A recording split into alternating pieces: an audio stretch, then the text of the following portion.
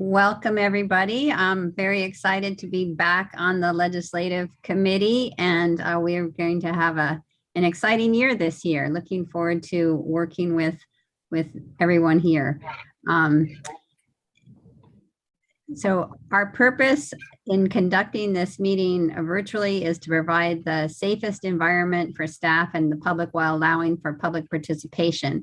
Pursuant to the Brown Act as amended by AB 361, the Board of Directors and staff may participate in board meetings via phone, video conferencing, and/or a hybrid of in-person attendance.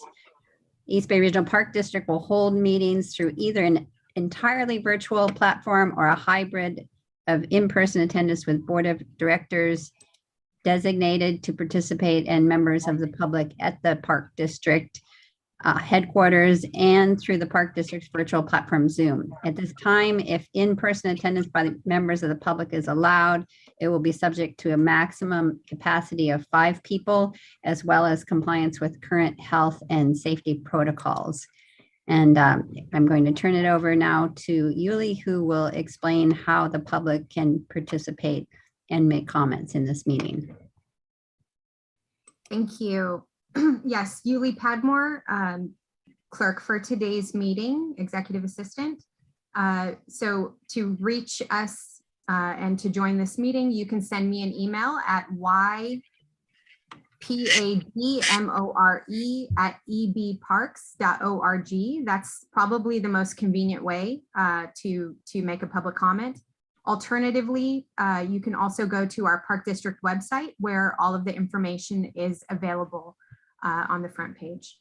So, and with that, I will go ahead and do a roll call for everyone that is here. We have Chair of this meeting, Director Elizabeth Eccles. Present. Director Dennis Waspy. Here. Director Beverly Lane. Present. And committee staff members are Chief of Government and Legislative Affairs, Eric Feeler. Present.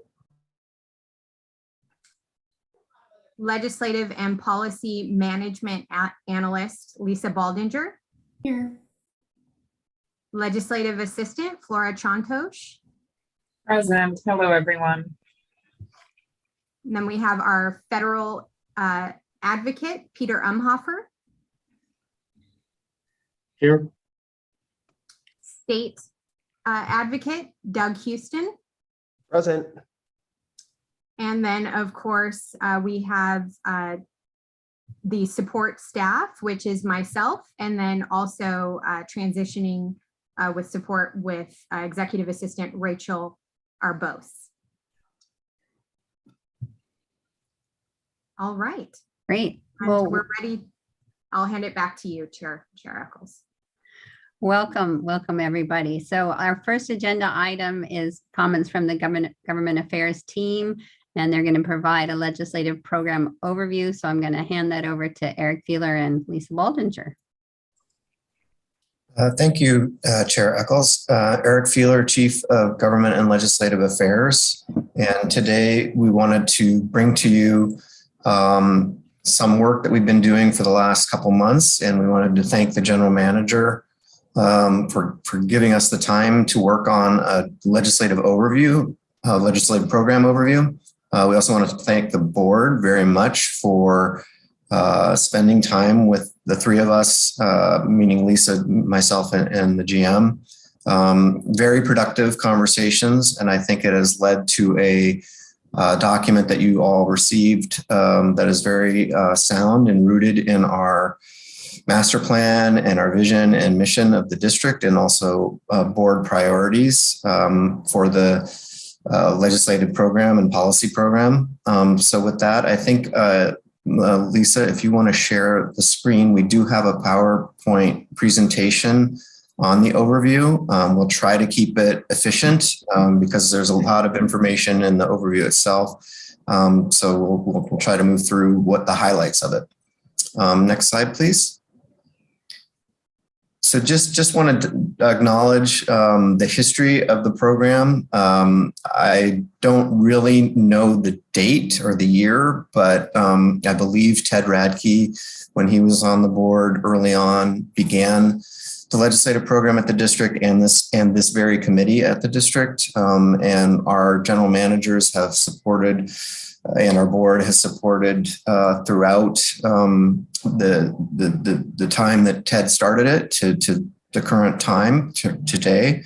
And our job really is to align our strategy and advocacy and funding align it with need and the basic priorities of the district and the board. And so when we're seeking additional funding in Sacramento or in Washington, D.C., we try to be very intentional about that to make sure that we've discussed it with staff and with the board to ensure that we are asking for what we need and that we can actually spend it in the time that we would have to spend down any grants or any other funding that we receive.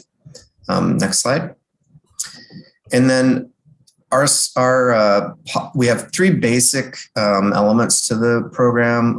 As I mentioned, funding and policy, and that includes not only bills, but the rulemaking process, ballot measures, whether it be state or local, and then obviously the grant program, working closely with them to that department to make sure that we're, again, advocating for eligibility for one thing, and also for programs that we really need funding for. We also continue to build working relationships with our electeds and their staff. Events like our walk and talks and the legislative visits that we're going to be doing soon are really about building that working relationship so that when we do have an issue that is pressing, we know who to call and we know they'll pick up the phone. And then we also do research in our department for this is in the form of polling, community engagement, listening sessions, really to learn more about what the public's interested in and supportive of, and to incorporate that into our programming when we're doing advocacy and seeking funding. Next slide. And then our scope of control, really is external for the most part, with 36 electeds in 33 cities. And we did have a staff person do the math on those 33 cities, and we realized that there's 180 city council members in the East Bay. And that's not even to mention the special districts that we interface with as well. And then I believe Lisa will go next. Thank you. And then just to really state clearly, we are looking for board support on this document today to bring this forward as our advocacy outline for the 2022 calendar year to work with this committee. And so we're hoping to bring it for the full board for formal support. The document as outlined, it's really focused in 7 key issue areas. Within each of these issue areas, you'll find connection to the Park District mission and other elements that we'll speak to on the next slide. But first, I'll go over the identified priority areas, and we'll dive in deeper into the separate priorities for each of these areas throughout the slide deck and how they relate to our Sacramento advocacy visit that's coming up, our state advocacy goals, as well as our federal advocacy goals.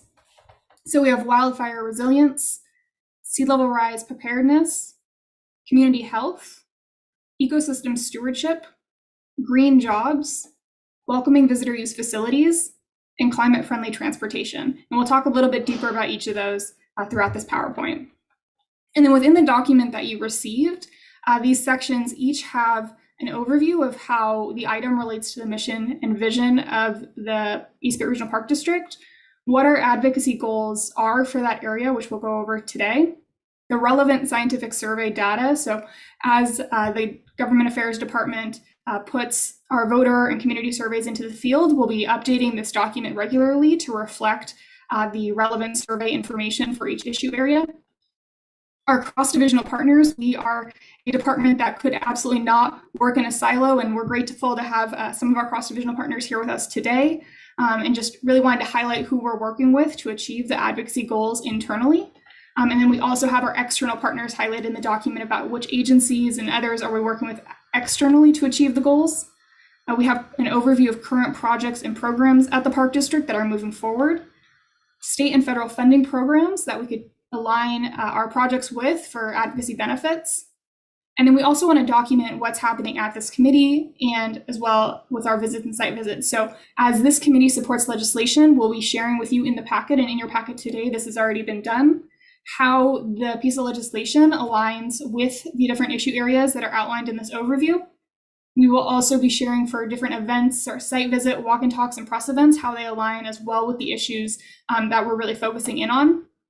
And then our 2022 member funding requests for both state and federal elected officials and how they align with these goals.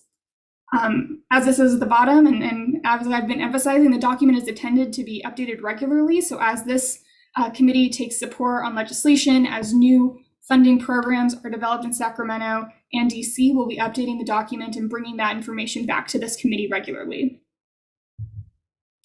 So with that, we'll dive into the first one. So Eric, if you want to speak to wildfire resilience.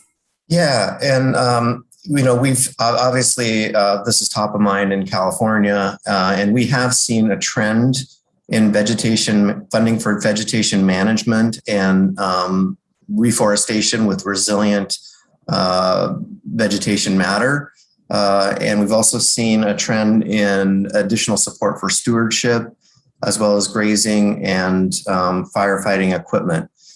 So all of those areas are areas in which the Park District operates with our fire department. I do want to acknowledge in very much, as Lisa said, we cannot act as a siloed entity. And I do want to acknowledge the tremendous partnership that we've had with our fire department, and particularly in last year's budget request where we secured the additional $10 million, which we'll talk a little bit about later. But do want to acknowledge our close partnership with the fire department. And so how this aligns with some of our advocacy goals going into the 2022 calendar year. And we'll speak more deeply about member asks later on our agenda today and sort of the logistical process behind advancing these requests and working with elected officials' offices and their staff. But just at a high level today and focused in on the project for wildfire resilience, we're bringing forward to our full state delegation. Each member is receiving an update on our wildfire mitigation and safe, healthy forest activities and a request for $8 million for the East Bay Regional Park District. This year's request is really intended to complement the $10 million that we were able to secure in the 2021 calendar year by focusing it on our stewardship activities such as ecologically sensitive vegetation management and having some native fire tolerant efforts really thriving. And this is an area that currently does not have any, I don't believe any grant programs really truly connected with it to do large reforestation of those native fire tolerant grant species or plants. And so it's an exciting opportunity to be a pilot project for the state and really lead in this area, which we've had the honor of doing. And then on a federal level, we'll continue to speak with Senator Padilla's office about wildfire mitigation and safe, healthy forests. And as we all know, our shoreline is at risk for both sea level rise and storm surges, king tides. And so one of our focus areas is to seek funding for nature-based flood protection. We are also seeing obviously the effects of climate change in our extreme weather patterns. So not only flooding and storm surges, but drought and also obviously fire related issues to that too. So that those extreme weather events are actually, and I believe Director Wieskamp pointed this out, are actually building public support for increased funding for adaptation and mitigation. And while that is in many ways unfortunate, it is also a space that the Park District works in terms of our restoration efforts and particularly along the shoreline. The biggest area of need in terms of advocacy, well, I shouldn't say biggest, but one of the biggest is needing additional partners for this work. With 55 miles of shoreline, we have been doing a lot of work on our own, and we really need the cities and other local communities, special districts, as well as the state and federal government to step into this space because it is a multi-billion-dollar problem, and we are going to be facing it time evolves. And so that's another part of our work plan is building the coalition to address what's happening on our shoreline.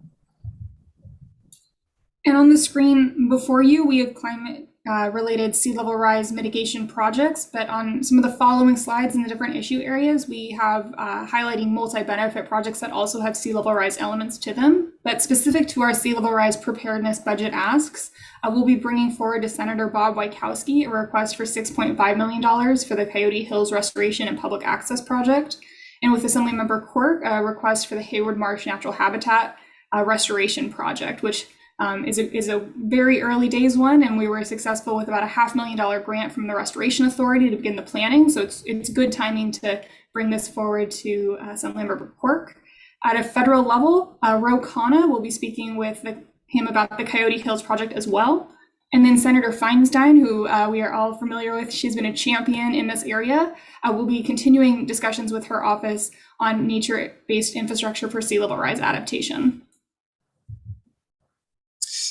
Community health is something that we've been working on for many years, not necessarily calling it in this term, but when the Park District embraced Healthy Parks, Healthy People, and President Obama was elected, and they initiated the Let's Move effort, we began to look at how we can seek preventative healthcare funding for outdoor activity. And some of that work included the Kids Healthy Outdoors Challenge and bringing kids from all diverse communities into our parks through that transportation component of that program. And then also working with our other partners to increase access, such as BART and AC Transit. In addition, we've learned that the term through our polling and research, welcoming, is really something we need to be including in all of our materials, really, and that our parks need to be welcoming for visitors, and you want people to have a feeling of wanting to return. And so some of the funding efforts that we do to improve visitor use facilities, and increase, we've seen very strong survey results for increasing our efforts to recycle, to increasing water bottle filling stations, and just in general making our parks more welcoming for the public and public use. And then lastly, and within this framing of community health, we certainly learned the importance of our facilities on mental and physical health during this COVID pandemic. It has not only been polling very high, but we've seen such a high increase in use, and it's really clear that essential outdoor activity is vitally important for all members of the East Bay, and in particularly those who don't necessarily have a backyard or patio, but do need access to outdoor space nearby. And then, as mentioned, a number of our projects are multi-benefit. So these next two have sea level rise and nature-based infrastructure elements, but they have a really strong focus in community health, which is why we've placed them in this section. They're aiming to create equitable outdoor access for communities in two very urban dense areas of our district. So with Senator Skinner, we plan to bring forward a Martin Luther King Jr. Regional Shoreline Nature-Based Flood Protection and Community Access Project request. This is a holistic look at the Doolittle Trail connection, the upgrades at the MLK Shoreline Center, as well as the Tidewater project. So a high-level view of that whole park and taking it all in.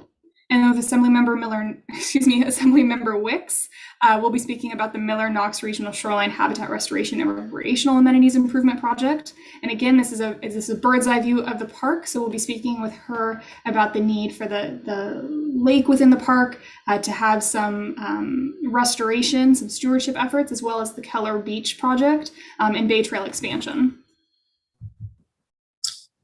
As we mentioned earlier with regard to some of the focus on climate change, we have seen both at the state and federal level the administrative leadership on addressing climate change, and that parks and open space and natural habitats really do contribute to the adaptation and mitigation of climate change. And we're seeing that specifically pronounced in the governor's 30 by 30 initiative. And we are anticipating funding being associated with that. Well, we're working towards making sure funding is associated with that initiative. And as such, we think we will be being asked or being prioritizing restoration projects that are now on very large scale. Some of our restoration projects are $14, $15 million. And so we really are going to need to work in that space where we make it more efficient to do those types of projects, meaning the permitting, securing the funding, ensuring that there's programs that will fund that kind of work, and also making sure that our contracting ability allows us to hire experts that in this type of field and not just necessarily the lowest bidder. But I will say this is an area where we are learning very much from our stewardship department, the best and most efficient use of our advocacy tools, and we'll be working with them as the year progresses to improve our efforts in this space. And then within this issue area, our funding request is with Senator Steve Glazier, and we'll be bringing forward a request to do a preliminary study and assessment of Waterbird Regional Preserve natural habitat, restoration of public access. So the $1 million is for preliminary studies to better understand what this park with multi-jurisdictional ownership and a multitude of ecosystem sensitivities requires to move forward a larger scale project.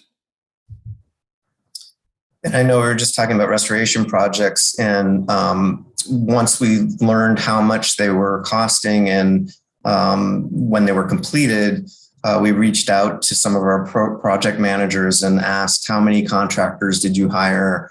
How much, how many additional jobs were made available because of this work?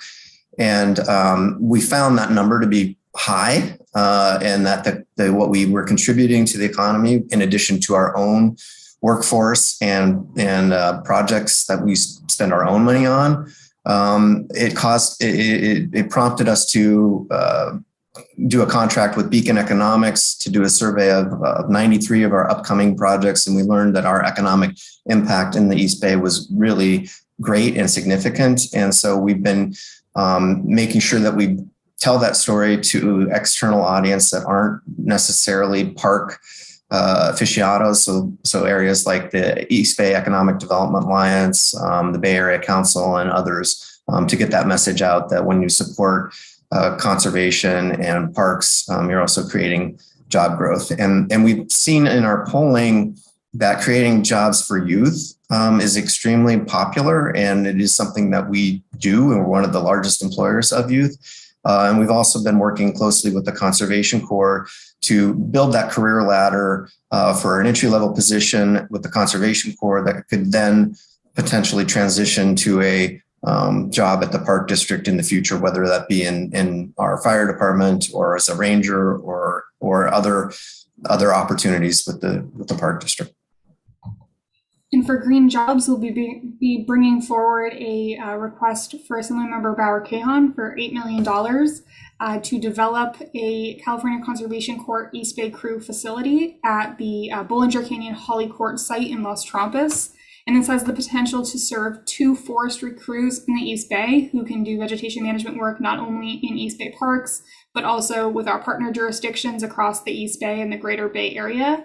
And so this is an exciting opportunity for youth employment as well as for partnership with the Park District. And sort of a small add-on is that our own fuels crew that operates out of our fire department services as an excellent career ladder, and something that the California Conservation Corps is very excited about, that potentially the forestry crews could learn about East Bay Park career opportunities and could transition in time to open positions in the fuels crew of the fire department, or potentially learn about becoming a ranger or a naturalist. So as an agency with over 1,000 employees, we have lots of opportunities to partner with the California Conservation Corps for a good amount of time and plenty of vegetation management work to do.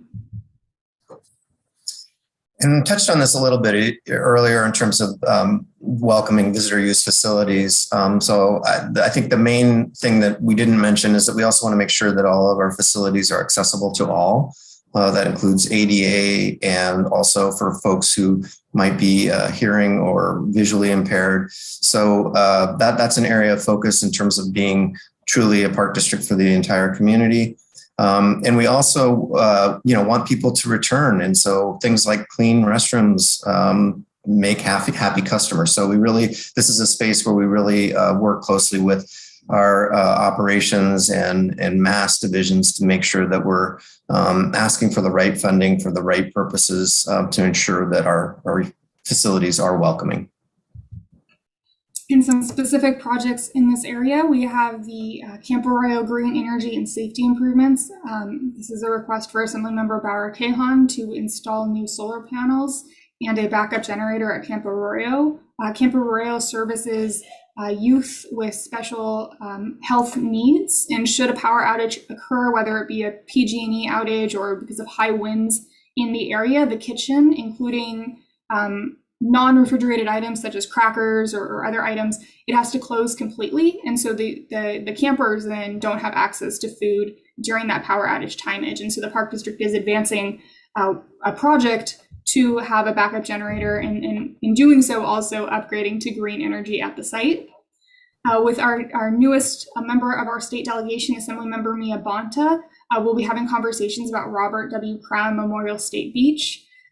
This, again, is a very bird's eye look at the park, which is also pictured on your screen. So this overview and this request is holistic. It shares an update about the sea level rise impacts on the beach, but also our internal team, they're doing a project out at Crown Beach right now to replace restrooms. If you have the time to go out to the Park Street restroom, it's much improved and working down. So we have a restroom improvement project in place, as well as the GSA property does need future developments and expansion of the Crab Cove or the visitor center. And then again, the sea level rise mitigation. With Assemblymember Tim Grayson, he's expressed strong interest in helping to be a part of opening Thurgood Marshall Regional Park to the public. And so we'll be bringing him forward the South of Bailey Road staging area to request $3 million for development of an accessible restroom, parking area, bike racks, et cetera, to create that first point of public access to this very important regional park. And then in complement to the public access to Thurgood Marshall Regional Park, home of the Port Chicago 50, with Representative DeSaulnier, we will be continuing conversations about the Port Chicago Visitor Center with a $10 million funding request. And the Park District has been a leader in active transportation in that space, starting, I believe, in the 70s and doing paved trails and obviously the Iron Horse Trail, the Bay Trail. We were actually building transportation corridors, and we were paralleling transportation corridors. And that work continues today. And with active transportation funding at both the state and federal level increasing, obviously this is also connected to the climate change issue. We do believe there will be additional opportunities for funding for increasing or expanding the paved trail network, and also really working towards getting some funding for maintenance. And then the other aspect to climate-friendly transportation is working with our transit agencies to ensure that they are accessible to individuals who would like to access parks via transit and are able to get to our parks via transit. So we're working with AC Transit and BART to improve some of those connections, and also, frankly, wayfinding signage, because you might be very near a park and not know when you're on a bus stop, and would like to increase the knowledge of the riders of where our parks are. And then in alignment with this, we're bringing forward a number of the projects that were included in our 2020 RAISE application to build off of the good work that was done. And so Representative McNerney will be discussing the 3-mile Marsh Creek Trail extension, completion of that connection to Marsh Creek State Park. With Representative Lee, we'll be discussing 2 different Bay Trail gaps in the city of Oakland, one being a design project for the High Street to Tidewater connection, and the other being the Crowley property connection towards between Fruitville and the development has slipped my mind. Brooklyn Basin. Brooklyn Basin, thank you so much. Brooklyn Basin. With Representative Thompson, we'll be discussing the Richmond Bay Trail connection. So this is the Point Wilson Bay Trail extension. And then with Representative Eric Swalwell, it'll be the Tossahara Creek Trail extension to Dublin. This is both a natural surface trail as well as a paved trail that could create a connection between communities to their local public transit station. And so with that, that's an overview of the various issue areas, the specific issue advocacy goals and priorities, but also what's within that packet today. We're happy to answer any question about what's in front of you. In addition, the legislative program overview includes a history of government affairs beginning in the early 1930s with women's groups advocating for the creation of the Park District.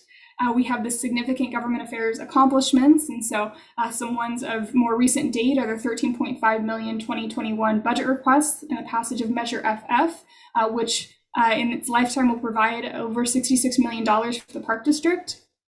We have our 2022 state and federal member requests outlined in your document. And then lastly, our Government Affairs 2022 budget performance objectives, because a key goal of this document is to align all that we do with the greater goals of our agency. And that concludes our presentation. Thank you. Great. Thank you so much, Eric and Lisa. Very impressive overview. So board members, Director Waspy or Director Lane, do you have any questions or comments?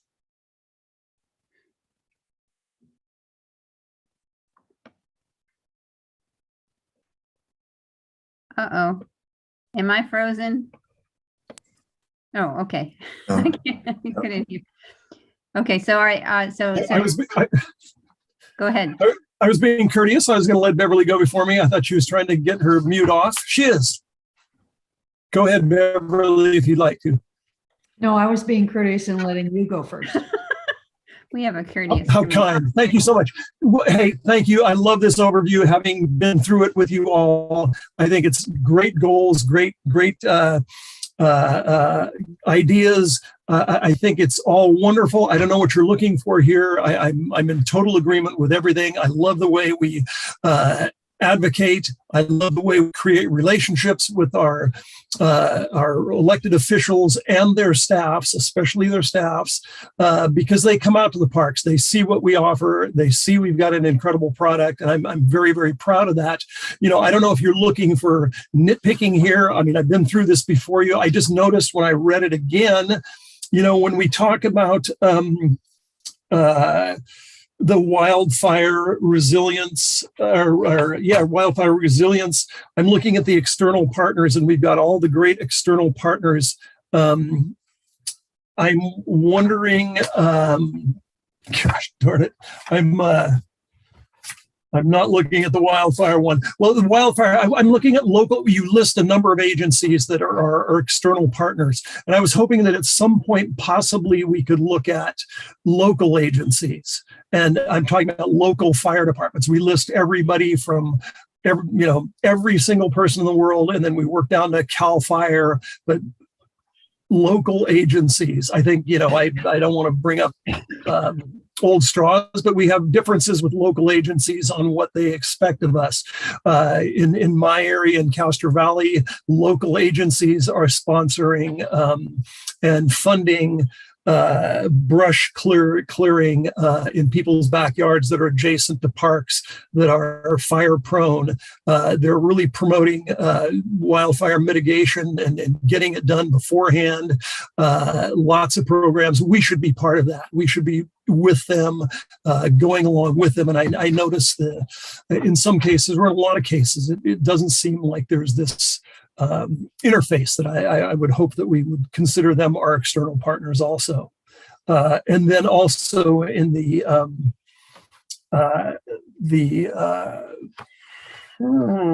shoreline sea level adaptation, once again, our external partners, I'm thinking of flood control agencies, way down the list, but real close to us. Flood control agencies. We talk about HASP all the time, and I'm involved in HASP. But right across the freeway is Don Edwards, and they're a federal agency. So I'm wondering how they're going to deal with climate change or sea level rise, and if we can liaise with those folks and just some of the local folks around the area. That would be my only comment, other than my compliments to your organizational skills. Thank you. And absolutely, this is intended to be a living document for this committee to continue to refine and add to. And so we'll take your comments and we'll add them. And then additionally, just want to note that if an agency isn't listed, it does not in no way preclude us from partnering with them. And we can, of course, add and expand the list going forward. Great. Thanks. Okay, well, Dennis, thank you for those comments. And I agree in being sure you do list the local agencies. We don't advocate with them that much, but we do partner with them and certainly communicate. And I think that this entire legislative program is quite an extraordinary document, and I can only imagine how long it took to put this together. I think one of the things that I really appreciate about it is the effort staff made to give it a big picture, and of course in the body of it, paying attention to the history of how we got to this place. The one suggestion that I would make really has to do with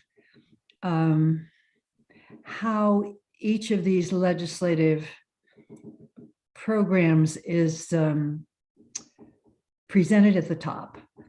And by that, I mean, I read through them with Dennis, I read through this again.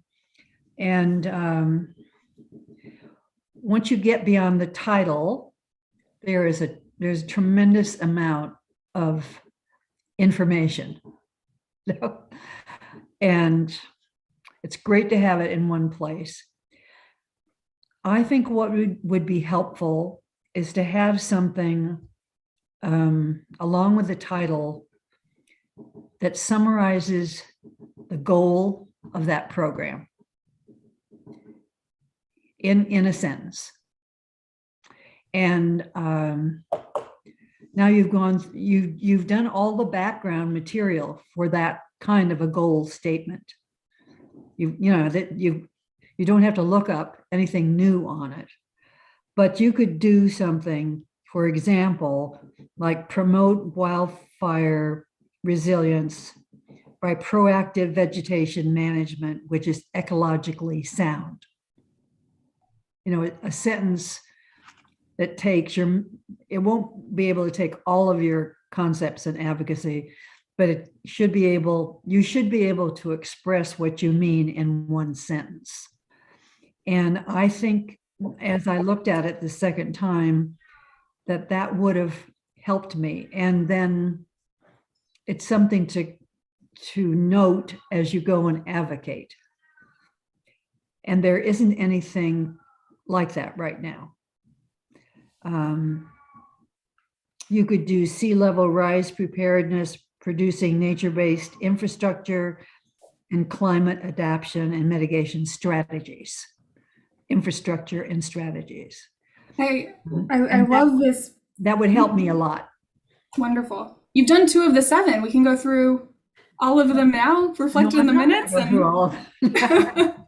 Thank you. That's great feedback. Because you're the ones best to do that.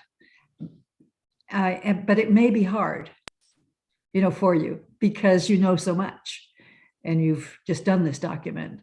But it wouldn't be a bad exercise anyway. And having a clear goal for each one, I think would help each of the board members too. So thank you. Yeah, thank you. That's great feedback.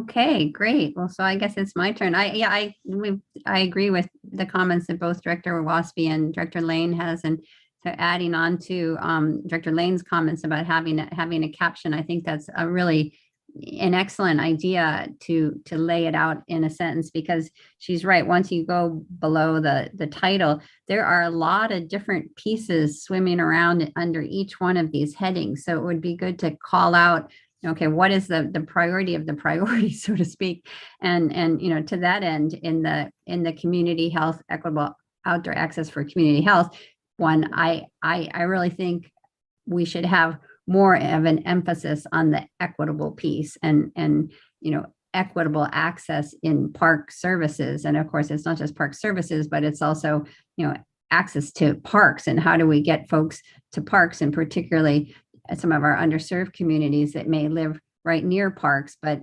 they can't get across the freeway to get to the parks, or they don't have access to drive to a further away park, or there may not even be parks where they live. And so I would like to underscore the equity piece of that goal more strongly. And to that end, I was glad to see under advocacy goals that it said funding for urban parks and park equity. So that's good. And of course, to that end, how strongly I feel about Point Malate, and that has been and continues to be one of my very highest priorities, to see a true regional park there. And so certainly want you to continue to pursue and explore opportunities to make that a reality.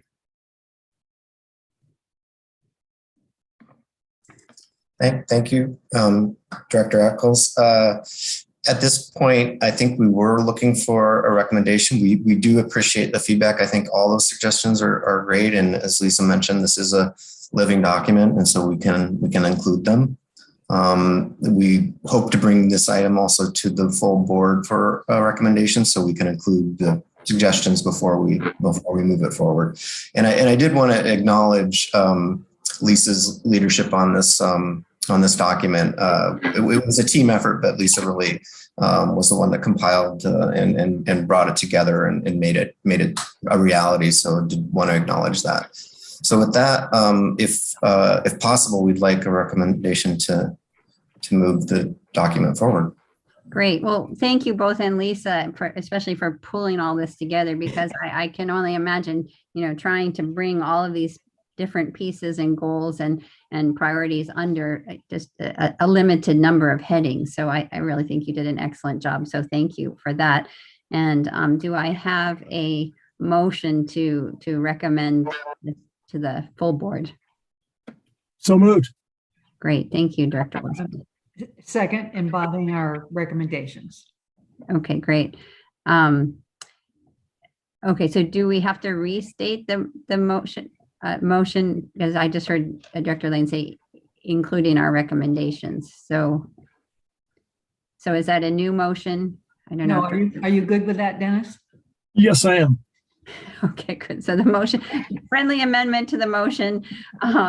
So all in favor of the motion as amended, which is to bring the report forward to the full board with our suggestions. So our clerk can call the roll. Absolutely. Okay, so we'll go ahead and start with Director Waspy. Aye. Director Lane. Aye.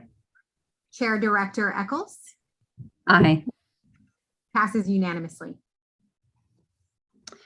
Great. Well, thank you. Thank you very much. So in addition to all of our good work at the state and federal level, we're going to be focusing more this year in this committee on local issues. And so, as you heard, we have 33 cities and many city council members and mayors to talk with as well. And so we're going to get an update now from Brian Holt and Neoma Laval on what's happening with local jurisdictions. Thank you very much, Director Eccles, and good afternoon to the committee and everybody else who's in attendance. My name is Brian Holt, Chief of Planning, Trails, and GIS, and I am here today with Neoma Laval, Principal Planner. Late last year, we received a request from Eric Feeler and Lisa Baldinger to start attending this committee and presenting some of the work that we have done for many, many years here, which sometimes goes on behind the scenes, but a program that we refer to as strategic actions by governmental entities, the SAGE process. And this is a process by where we go through and review all the various agendas, project referrals, and other things that get sent to us from our local partners in the 33 cities, 2 counties, and a number of special districts, and identify items of interest to the Park District. And these may be projects that could potentially have an impact on Park District lands, or they could be projects that we see an opportunity to partner to help implement the Park District's master plans. So we engage early, we engage often, and the request was to start bringing some of those key projects, key items that we identify to the Ledge Committee for just a brief summary and overview. So, so with that, we have included a table in your packets, and Naoma is prepared to discuss those.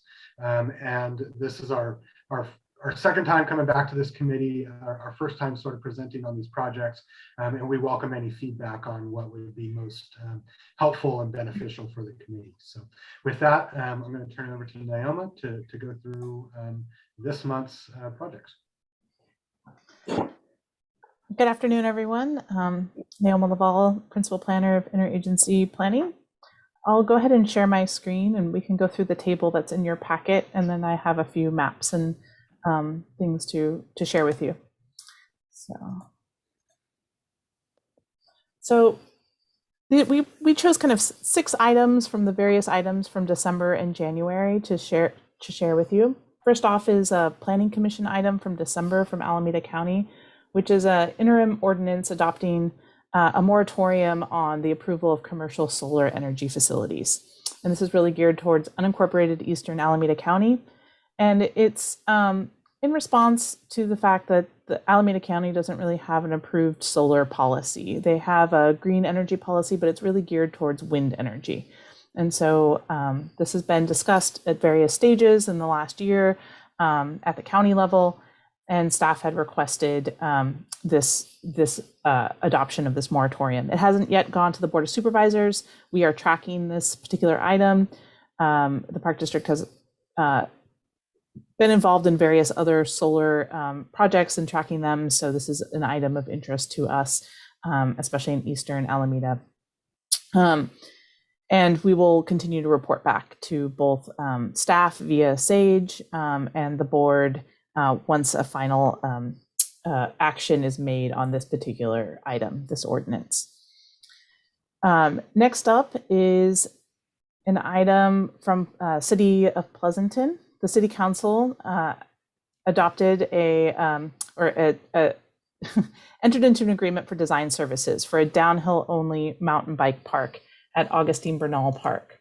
So it's, you can see here adjacent to Pleasanton Ridge, and this is an item that's of a lot of interest. It would be construction, the design services would provide construction plans for a new trail that would be bike only to provide an alternative safe route for bicyclists that go downhill at higher speeds normally than other park users. So it would kind of help separate the two user groups. This has been fairly well supported by community members, and City of Pleasanton over the last 2 years has reached out at various stages to different stakeholders, including the Park District, for their input on this particular item. It's just south of the Castle Ridge entrance into Pleasanton Ridge for your interest. So next up is the State Route 239. The Caltrans recently released a notice of preparation and released an environmental impact report. They actually released the NOP this week, and staff will be providing formal comments on that notice of preparation. But we have been involved earlier in the process with Caltrans staff and other state level and county, Contra Costa County staff reviewing the plans for this particular segment. So this would be 17 miles approximately, connecting Highway 4 down to either Interstate 205 in San Joaquin County, or just at the county border with Alameda County. It would technically be just inside Alameda County off of 580. So this particular project, you can see, would kind of cut through from Vasco Road over to Highway 4, just north of our, and on this map you can't see it, but it's just north of Vasco Hills and Byron Vernal Pools, which is, you know, kind of around the Vasco area, around the Byron Airport. So staff has definitely been very interested in following this project. It's been around for decades, really, this connector, but it's has a lot more. The state has a lot of funding for planning, and then looking forward to there's also state and federal funding for construction of different transportation projects. So this project seems to be moving forward a little bit more, a little faster maybe than it has in the past, as it's been analyzed in the past. In Dublin, this is another project that doesn't, it's not directly adjacent to any park district facilities, but we have been following it as Dublin has been implementing different parts of their general plan and specific plans in this area. They'll be extending, there's both a project to extend Dublin Boulevard to connect into East Livermore or West Livermore. And then this is the East Ranch project. So it's an additional housing project, about 575 units, multifamily housing. It's over, and single family housing over about 11 acres. So it'd be just north of this Dublin Boulevard extension. So the road extension would go through here, and this particular item that we've been tracking recently is just a housing development. And you can see on the larger context map, it's just south of Doolin Canyon and east of the Tassajara Creek Trail. And then additionally, in eastern Contra Costa County, the Los Vaqueros Joint Powers Authority was recently formed in early January. This JPA is actually a JPA between 9 different entities, and it's for the implementation of the expansion of Los Vaqueros Reservoir. So Los Vaqueros will be expanding their reservoir capacity. That will actually help connect this local facility into the larger state and federal facilities in the Delta. It will consist of including a pipeline to transfer water from Los Vaqueros down to Bethany Reservoir. And from there, water will actually, one of the partners is Santa Clara Valley Water, in addition to EB Mud. Water will be going all over the bay, at least the South and East Bay. And this water will be used both for, residential urban uses, as well as water provided to refuges and wildlife areas. So it's kind of an interesting partnership, as well as, the expansion is just in general of interest to the Park District, as well as the proposed pipeline alignments, which will, similar to the State Route 239, will be going through the northern area of Vasco Hills, Byron Vernal Pools, kind of just north of there, and potentially through our parklands as well. So we've been going to Del Valle. Will the water go to Del Valle? No, Vasco Hills and Byron Vernal Pools. I don't think they're providing any additional water to Del Valle, but I can look into that for you, Director Lane. Okay, thanks.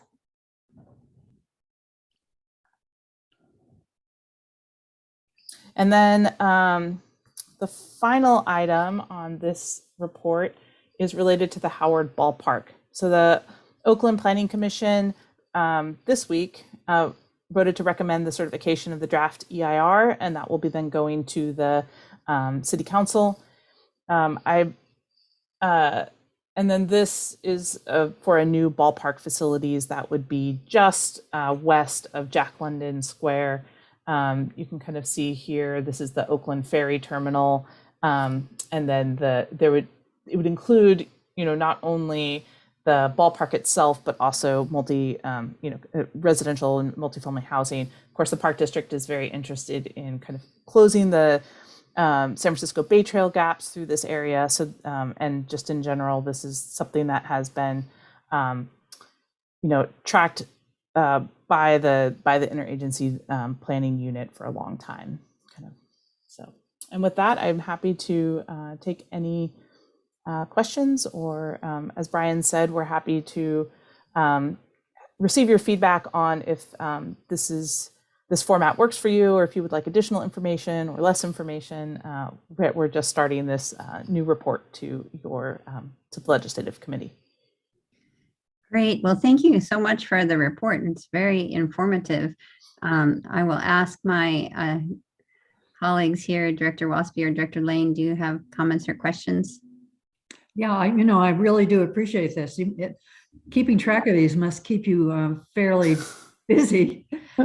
I can only imagine. I do have several questions. So the downhill mountain bike path means they will come into Pleasanton Ridge and then go downhill through Bernal?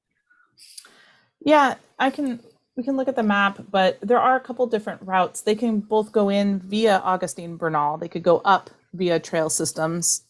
It's a fairly complex, fairly dense trail system within Augustine Bernal. So users of that park could park at the parking lot and go up, and then mountain bikers would have a dedicated trail for downhill access. And then there's also potential that users could also come in via other routes in the park in Pleasanton Ridge and exit via Augustine Bernal Park.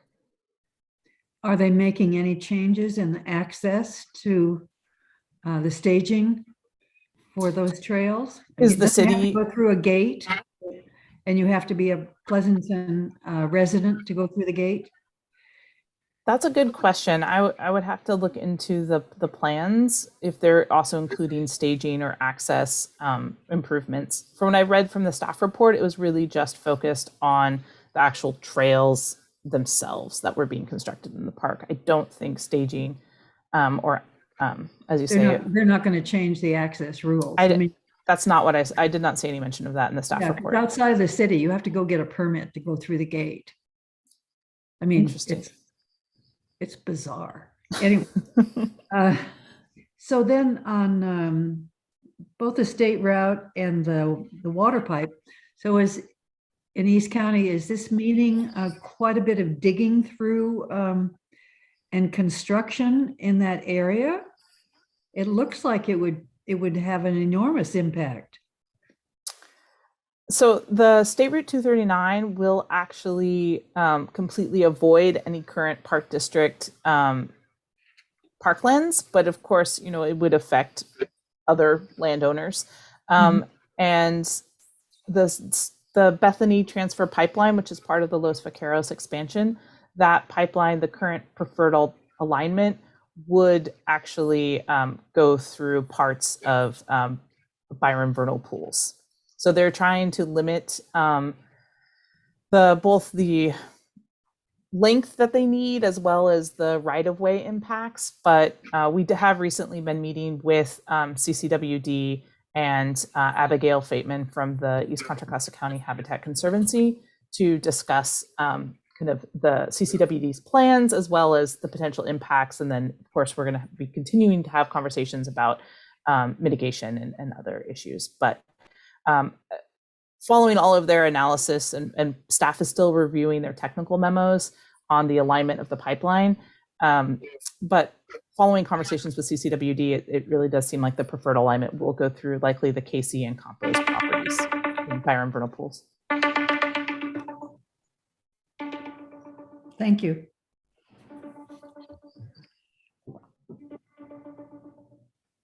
All right, Director Waspy. Thank you. No, I would just like to compliment staff on doing this. I think this is a great deal. I love to hear the local angle on what's going on, and boy, it's fascinating work for you guys. I think it'd be great. I expected a little more intrigue. I was hoping to hear some. I won't say it. I'll modify it. I thought there'd be more stuff. Maybe Point Mulati. What's going on with the Richmond City Council? If you guys get into that stuff, or maybe what's going on with the Sino folks at Thurgood Marshall and things like that. But I understand completely. This is very informative. I guess So at what point do we react and say this is either a great thing for the park district or a bad thing for the park district? And I guess I would specifically say, like, as a member of HASPA, I get the Hayward Area Shoreline Planning Agency. I get notices from the city of Hayward that say, oh, we're going to build a literally 500,000 square foot warehouse adjacent to your shoreline and in direct view of the Bay Trail. And, you know, HASPA says, oh, geez, what are you going to do? Blah, blah, blah, blah, blah, blah. And nothing really occurs. Do we get involved? I know we do, but I guess, well, I don't know what triggers our involvement in something like that. Yeah, I'll take that. I guess first, to answer your first question regarding the intrigue, I will say staff is always available to discuss any of these specific projects. We do closely follow projects like Point Melody, Richmond City Council, obviously the development that's in Concord, so while there's not necessarily an action to report on right now, we're certainly monitoring that, and would always be game to grab a beer and talk about what's going on in some of this places. But aside from that, how we engage in these projects is it comes in a couple different ways. Sometimes and increasingly, we may have a developer who reaches out to us before they ever even apply for a project. And they may do that through the city and kind of do some early engagement. So we'll often just meet and provide comments that way. Otherwise, the cities will generally provide us a referral as soon as they receive an application. And we get that and we take a look at it, and staff basically makes a decision about is this something that we need to weigh in on or not. So with reference to your example for some of the industrial projects that have happened on the shoreline in Hayward, we received an early project referral package on that, on say the U-Haul project down on the Hayward shoreline, and we submitted comments early on. And our comments were, essentially that we have the Bay Trail there. We have some concerns regarding sea level rise and, any number of different things. And that we hope that staff will analyze those as they continue through the environmental review process. And then, of course, depending on the nature of the project, we may provide additional comments as it goes to a planning commission or a city council meeting. And our hope is always to not necessarily engage in letter campaigns. Our hope is really to just kind of be able to sit down and work with staff of our partner agencies. And if there is a concern, kind of be able to just, work together on that. So, but that's really the intent of the whole program, is to, try to identify these things early, and then look for, ultimately look for win-wins, and where we can't, engage through the process to see if we can influence it in a way that protects our interests as well. But like I say, we really do rely on the board, on our stakeholders in the community, our park supervisors, people who have their ears to the ground, to really kind of let us know as projects are moving forward. So we always welcome hearing from the board on those types of things.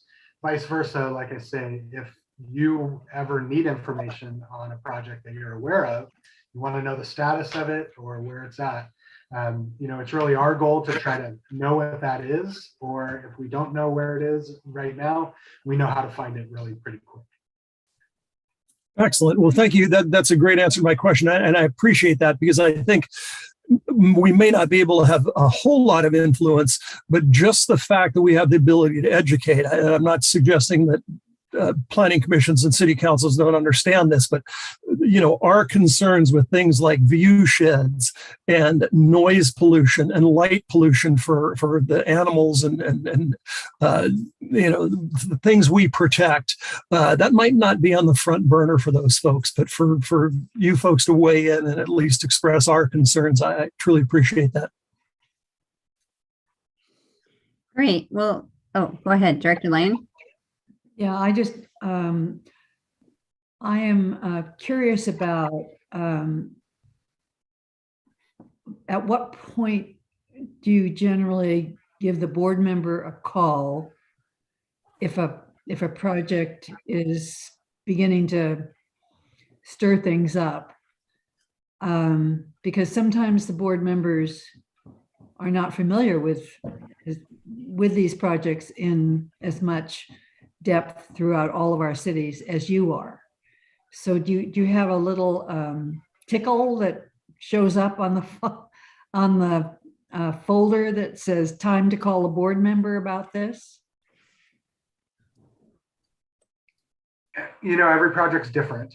And so I'd say, it's not always really clear. And so I think it's sort of a judgment call on our part when the best time is. And we do always try to make sure, we're copying the board on items that we think are going to be, politically significant. Some of these things are just, things that staff can, work out together as we're working on things. But there's others that, we identify, hey, this is something that we really need to flag. So I think, we're always conscious of that. I think we could probably always improve in terms of what we're communicating up to the board. So, so it's, like I say, it is somewhat of a judgment call as things come to, a decision point, or when we start to identify, hey, this is probably something that, Director Lane may hear about in, her other meetings, or as we get requests for, things to come forward to, say, a liaison committee meeting or something like that as well. Well, I really appreciate the collaborative character of this in terms of dealing with, talking to staff informally about any of these issues that look like they'd be significant to us. I think that's just a really important thing for us. And I think SAGE, by this name or another name, really got started in part because people were accusing us of coming in too late, and so for us to stay on top of it, I just think is really important. I guess what I would suggest is if you get to a level of impasse where you're going to write a letter, that would be definitely the time to give the board member a call. Because I don't want to, I don't want to know everything, but none of us like to be surprised. So. Point taken. Thank you. Great. Well, thank you so much for being here. Thank you for the report. It really adds about a lot of value. It's very interesting and informative, and I certainly concur with Director Lane's comments about, don't be shy to give us a heads up on things, and especially, I agree, if there's going to be a letter on the record, we would want to know about it. But thank you for this work. It's really important. Yeah, thank you very much. Okay. Thank you. Have a good afternoon. Thank you. Thank you. Good afternoon. Okay, we're now at item 3, funding and grants update, and we have David Callboy and Jeff Rasmussen who are going to speak to that. And I see our CFO Deborah Ocker is also on the call. So I don't know if Deborah, did you want to make any remarks as well? Thank you, Director Eccles. Yes, I just wanted to introduce David Callboy. He's been our acting grants manager over this past several months, doing an excellent job. So I am going to turn it over to him and Jeff Rasmussen. Thank you, David. Thank you, Deborah. Good afternoon, everyone. I'm David Callboy, the acting grants manager, and today I wanted to give you an overview of the grants we recently applied to and were awarded over the last few months, and give an update on some opportunities that we're currently working on. to share the item or?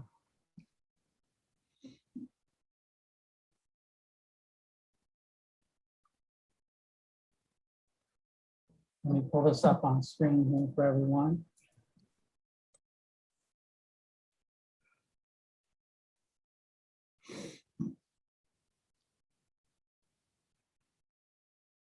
Can you make that a little bigger? Yeah, I'm sorry, I'm having a little issue here. Let me give that another try.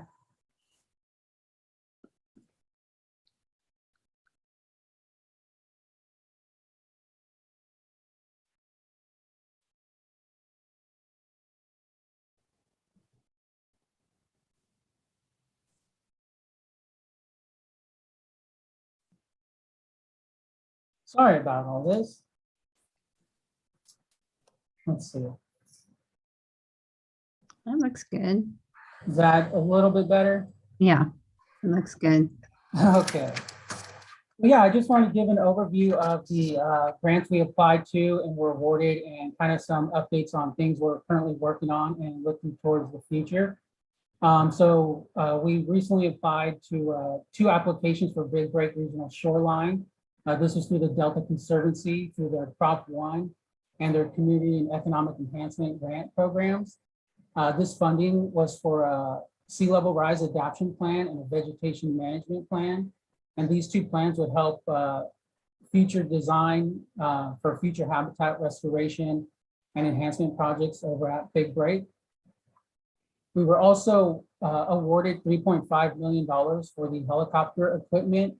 And this was through the 2021 state specified member ask. And this equipment for the helicopters to help support fire suppression throughout the East Bay. We also submitted an application to the Division of Boating and Waterways. This was for their public beach restoration program. And this was for sand replenishment at Crown Beach. And this, I believe, was the first time we applied to this grant program. So we are hoping for some good news and feedback on that. Back in mid-December, we submitted our per capita forms and exhibits for 4 projects. This included the Tidewater Day Use Expansion Project, at MLK Regional Shoreline, construction of a new staging area at Tyler Ranch, the Roberts Pool renovation and restroom replacement at the Briones and Lafayette Trail. We also submitted a concept proposal to the Coastal Conservancy Resilience Grant Program. This would actually help fund the use of a carbonator to assist in disposing of the wood debris from the tree mortality and die-off that we've had throughout Lake Chabot and the other East Bay Regional Parks. And finally, we submitted a large federal application to the Department of Transportation for their Consolidated Rail Infrastructure and Safety Improvements Program. This was for improving pedestrian and bicyclist safety at the Baralesa Crossing in Martinez. And now some updates on what we were recently awarded. We received, we were awarded an additional $1 million for the Coyote Hills Restoration and Public Access Project. This was through the Coastal Conservancy National Coastal Wetlands Program. We also received notification that we'll be receiving approximately $564,000 as part of our share from the Department of Finance fiscal relief, COVID fiscal relief for special districts.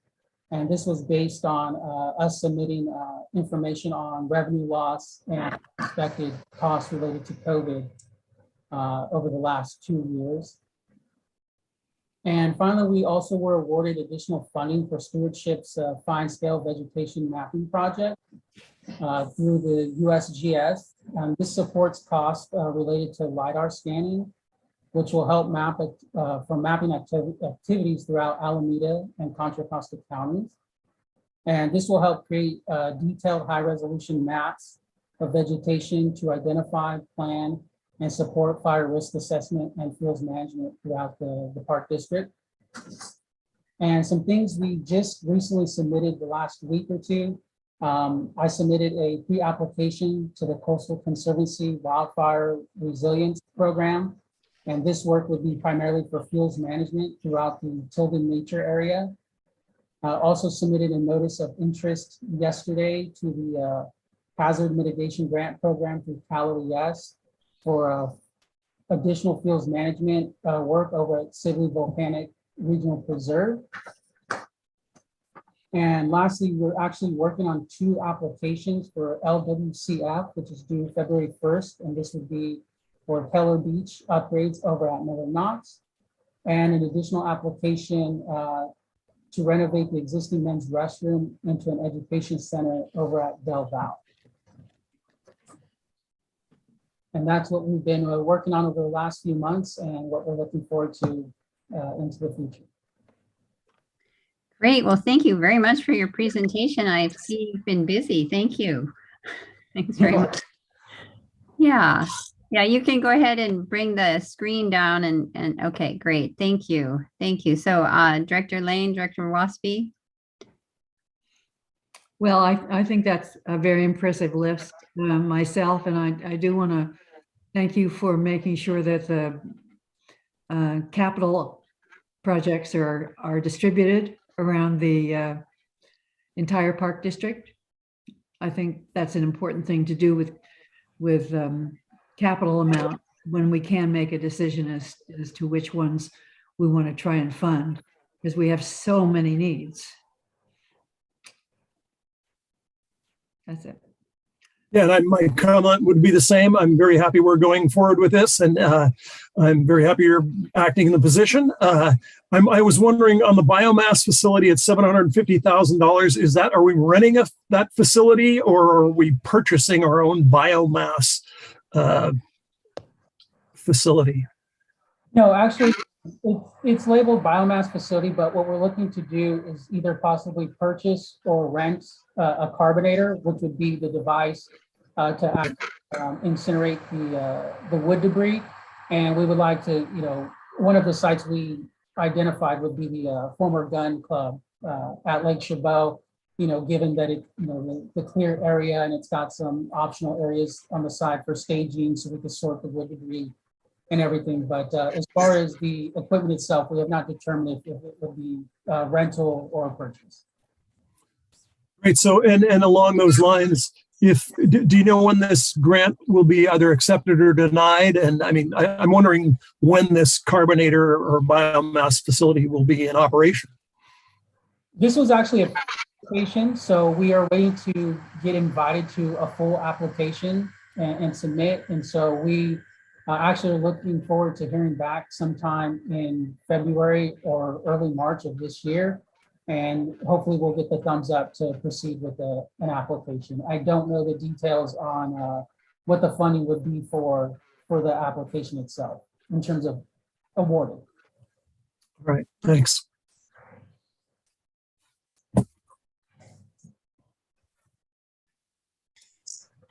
Trying to mute myself to be polite, but I keep forgetting to unmute. Anyway, yes, thank you very much for the report. I really appreciate it. A lot of good work here. You're very welcome. All right, so I think that is an information item, so we don't have to take any action on that. So unless there's anything else, we'll move to the next topic. All right, we're now at item 4, advocate briefings. We have both our federal and state advocates here today. Peter Omhofer is our federal advocate, and Doug Houston, our state advocate. And I think we're leading off with Peter, but I believe Eric Feeler was going to make some introductory remarks first. Sure, thank you. Yes, I just wanted to introduce both Peter and Doug. We've been working with each of them for many years and quality work. And this segment is intended to get their insights in terms of what's happening currently, both in Washington and Sacramento.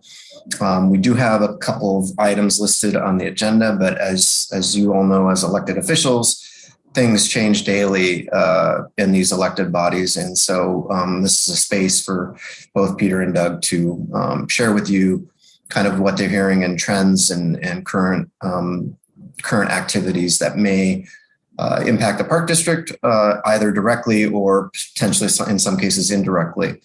So with that, I'd like to turn it over to Peter to make some remarks.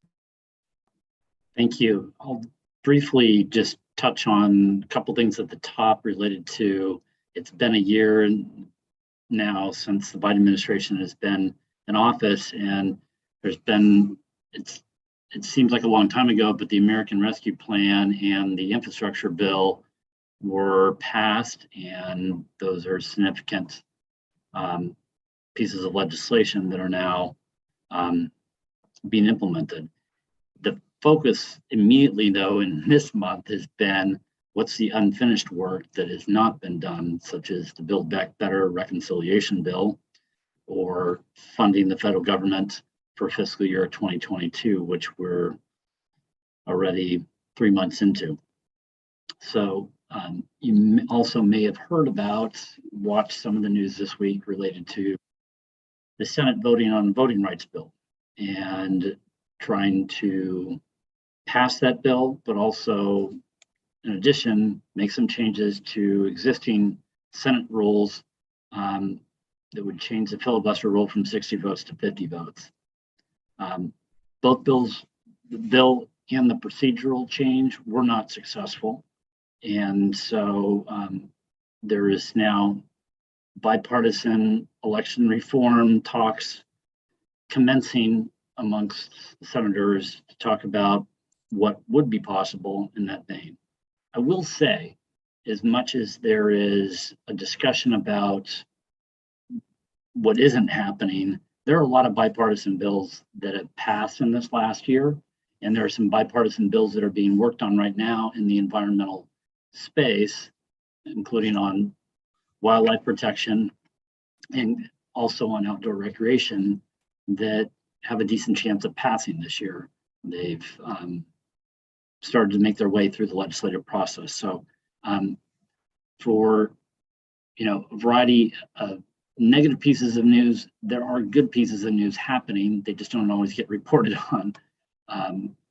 So the talk right now about election reform is related to overhauling the Electoral Count Act that would clarify the vice president's role in certifying state elections. Lawmakers want to avoid the repeat of the uncertainty around January 6th. So they want to revise how many lawmakers it would take to challenge a state's results. Another piece that is being actively discussed is strengthening protections for election workers to make intimidation of these workers a federal crime. Thirdly, provide more money to states to improve quality of their voting systems under grants through the Help America Vote Act. So those are just some of the things that are actively being discussed. Just want to make sure people are aware of that. You may have seen also some of the news this week on implementation of the infrastructure bill. The White House made a couple of different announcements about starting that process of implementing the Army Corps of Engineers and related programs. The Department of Transportation also released announcements about the start of releasing guidance and grant announcements for their bridge improvement program. Most of those are related to highways, highway related bridges, but the process has started. They've been 60 days of doing a lot of internal work, but there is much more public facing effort happening now between the president making, hosting events and doing events, and cabinet members now talking about what is coming next.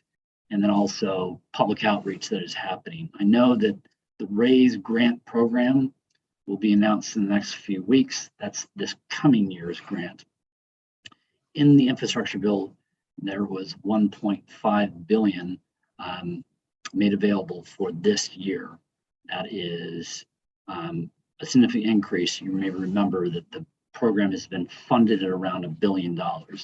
So potentially, we're talking about, 2.5 billion on an annual basis. It's a real question, though, as to whether Congress is going to continue with its level of funding for the RAISE program. along with the infrastructure bill funding, or are they going to drop it and just keep it at 1.5, meaning the infrastructure bill funding, if that makes sense. Just want to make sure people are aware of that opportunity that will be, and their focus this year, they say, is going to be on mobility and connectivity, very consistent with the Park District's application last year. Also, the Forest Service announced $3 billion in funding coming through the infrastructure bill related to wildfire mitigation. I've shared with you in the past, there are 4 programs within that large pot of money that this Park District has a keen interest in, and it's just starting in terms of its guidance and implementation. But there is a community wildfire defense grant program. There is a communications equipment for wildfires. There is a slip tanker unit program, and there's also a flammable vegetation program. These would be grant programs that will be implemented by USDA and or the Forest Service. So as more details become available, I'll be in touch. A few other items to mention. March 1st, the President will give his State of the Union address.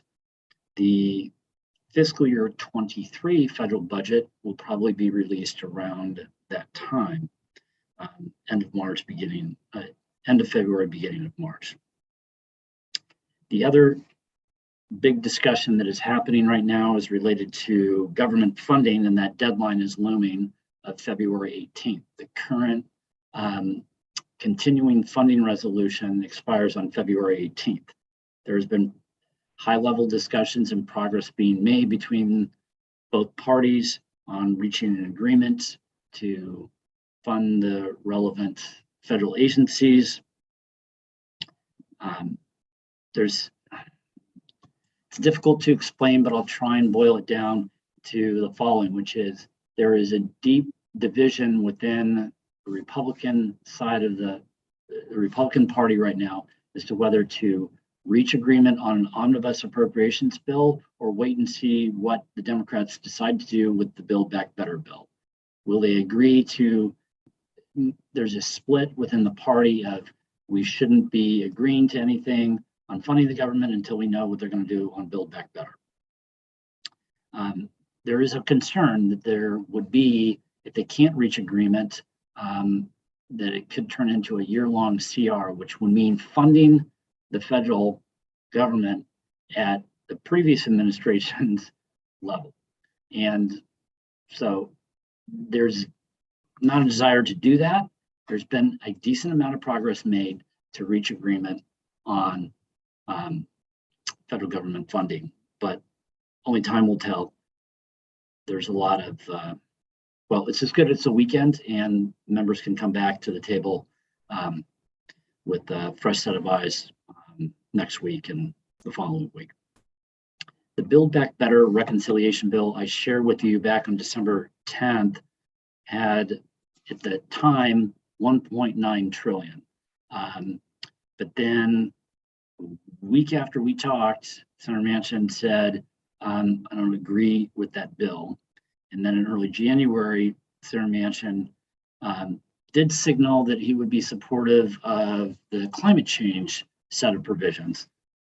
Now, that happens to fall under his committee jurisdiction because he's the chairman of the Energy and Natural Resources Committee.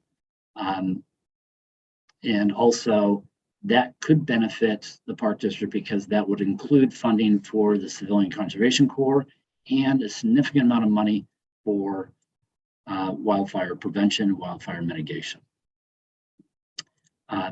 You may have seen the president's remarks this week about, on Wednesday, he mentioned moving pieces of the reconciliation bill if the entire bill was unable to pass the Senate. Then on Thursday, Senator Manchin said we need to start from scratch. Also on Thursday, Speaker Pelosi shared her views, which were we need to move a bill that may not be everything that we wanted in the original bill, but that should include things such as climate change and healthcare, among other issues.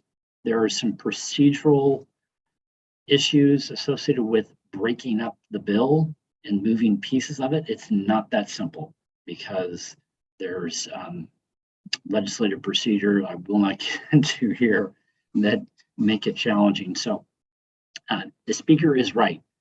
You need to move as much as possible together because it may not be possible to move it in different pieces. So the questions are right now between expanded healthcare, childcare funding, pre-K funding, prescription drugs, climate change, wildfire. These are the kinds of things that are on the table to be actively being discussed. I shared with you last time, there were, within that reconciliation bill, again, things that would specifically benefit special districts and the Park District. There is $2 billion in there for fuels reduction projects, $1 billion for community wildfire protection plans and equipment. There's $250 million for recovery and rehabilitation within the wildland urban interface. There's also some additional funding for outdoor access and tourism in non-federal lands and underserved areas. So, and also coupled with that is $14 billion for hazardous fuel projects within the wildland urban interface and also on Forest Service lands. So a significant amount of money can be really important to areas in the West that do need help. So I'll stop there if people have any questions. Great. Thank you so much for the report. A lot going on. Appreciate you staying on top of it all. Okay, Director Lane or Director Waspy, comments, questions? Go ahead, Director Waspy. Well, I don't have a comment or question. It seems like it's all a big jumble, as it always is. I just hope that some of these great programs and proposals with billions of dollars for addressing wildfires and out here and the things we can that seem to fit perfectly with our mission. God, I hope these get things done and get it out there because we're close to another wildfire season coming up real close. Yes, yes, we are. Director Lane, did you have any comments? Well, thank you, Peter. You know, it always seems fairly clear to me as you speak, and then later on it drifts away. And I know things happen so quickly back there. It's very difficult to get anything other than a slice of what's happening when you report to us. I do wish it wasn't so discouraging to listen to the news. And I do feel like, well, you know, my normal one is PBS and sometimes the British anti. And they never do get to talking about some of the positive bipartisan topics on which people are talking, because it does sound as if they're just so intransigent that it's, you know, 90% dysfunctional. And that's so bad for the entire nation for us to look at that and see and view it in that way. I appreciate your update, and I'm just wondering if there's some way we can, particularly when it comes to the prospects of what we might be talking about, if indeed we do get there in April, if we can be kind of kept up to date a little bit so that we don't have to learn everything just before we talk to legislators in April. Sure, happy to find a way to give you a real-time update or a more regular update in advance of any meetings in person or virtual that are developed. So you have a real-time at least up to date as far as I can give you. Yeah, well, that would be helpful. You know, talk to Eric about how to do that, because I'm not getting that level of information anyplace else. Unless you have some places to suggest. Well, you make a good point in that there is a lot of focus on the negativity, but there are positive things happening, and mainstream media is not covering it. So I'll try and take that back as a homework assignment and figure out some ways to share that updated information with you. Thank you. Great. That would be really helpful. Thank you, Peter.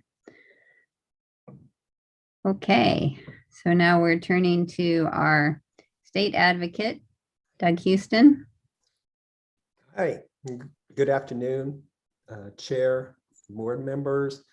Maybe I can provide a little bit more reason for optimism and a little less discouragement moving forward at the state level. So if you're not entirely familiar with the legislative process, right now they're spending the bulk of their time, they being the legislature, trying to dispense of what are called two-year bills. These are bills that are carry forwards from last year, the first year of the biennial session. I think top of mind that has caught a lot of press attention is the legislature's interest in trying to advance something around universal health care. AB 1400 was heard in appropriations yesterday and approved along partisan lines, party lines. It's got a bit of a stumbling block. I know that at one point the governor had committed to working with the legislature on this topic. I think what is problematic is trying to identify how to pay for this program. The initial price tag associated with universal health care just in California is at $163 billion. So that would be a pretty substantial tax increase. And I don't know if anybody really wants to go up on a bill that has that sort of tax increase during an election year. So I think the discussion is healthy. It needs to happen, it needs to take place. And if it's going to take place anywhere, obviously it has to be California, because we are a bellwether state when it comes to these sorts of things. So keep an eye on this. A bill that I've been engaged in more recently, and it's just off topic a little bit, but it's been fun, is there's been a bill that's been advancing that would authorize for the creation of new program at the state that would convert golf courses, public golf courses, into housing projects, primarily in urban areas. I don't know if you've heard about this bill. It did ultimately stall out, but it certainly was controversial, and it was bringing what are traditionally like partners together, and housing advocates and then open space advocates. And I wouldn't be surprised if this comes back. And I know that we being the Park District operate a golf course, and it probably would not have an impact there because this is a voluntary program. But it's just been an interesting debate, and I just wanted to share that with you. In terms of the budget itself, so we have a nearly $287 billion budget that's been proposed. Probably by the May revise, it'll be closer to $291 billion. Just to understand sort of the scale and the size of this budget in the context of things, I took a look at what Texas's budget was, for example, the next most populous state. And their budget is $290 billion, but it's a 2-year budget. So they spend their budget is roughly half of ours. And so we have a substantial amount of money. You've probably heard that we're looking at a surplus in the magnitude of $46 to $48 billion. When you back out some of the obligations, such as paying into the rainy day fund, Prop 98, we're coming up with a discretionary surplus of approximately $20 to $21 million. Again, revenues continue to outpace projections. So I think the surplus will probably by May revise increase to some degree. So there's, again, I think, in California, the picture is a little different. We do have reason for optimism, at least on the funding front. Obviously, the legislative side of things, because we have super majorities in both houses, Democrats pretty much dictate in working with the administration how they're going to be spending money and how those funds are going to be distributed over the course of the next year. So getting into the summary here of budget items.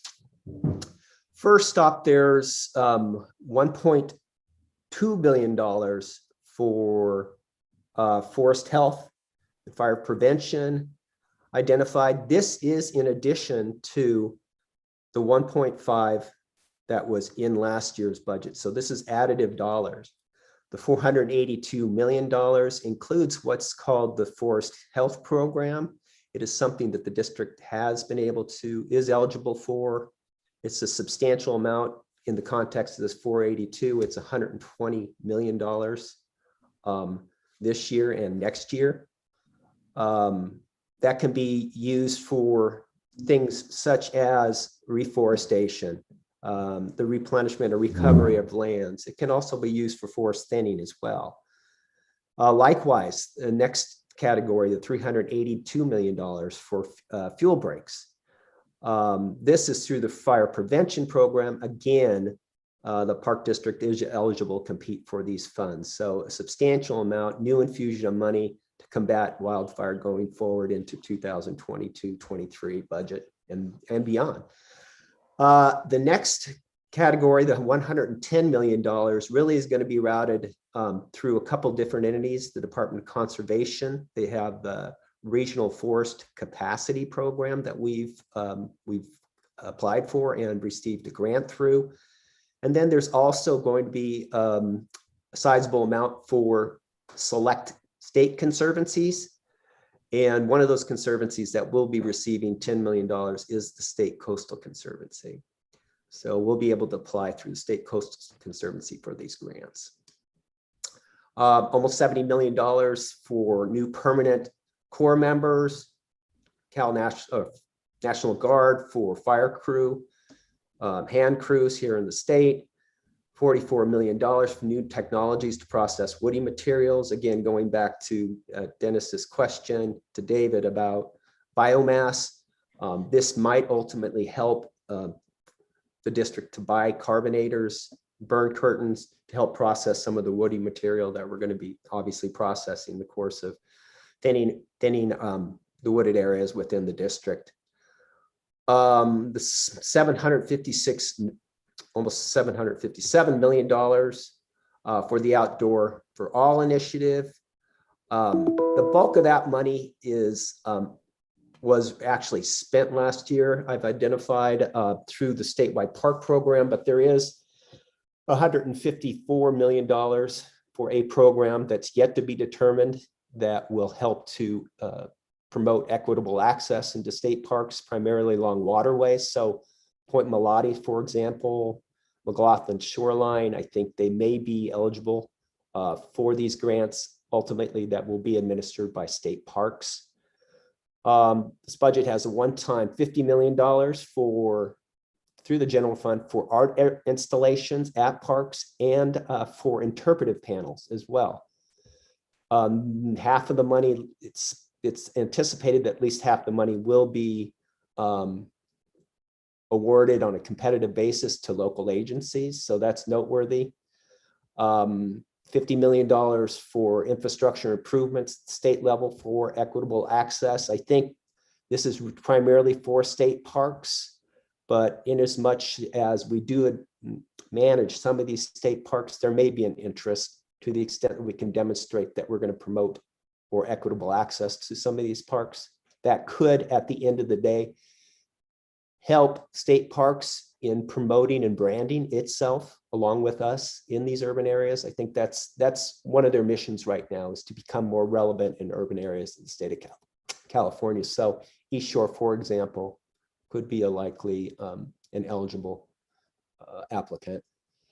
9.8 million for California Native American engagement interpretation, $750 million for active transportation. So this portion is actually chunked out a little bit, 500 million for active transportation. But there's also $100 million that will be for pedestrian and bicycle safety programs.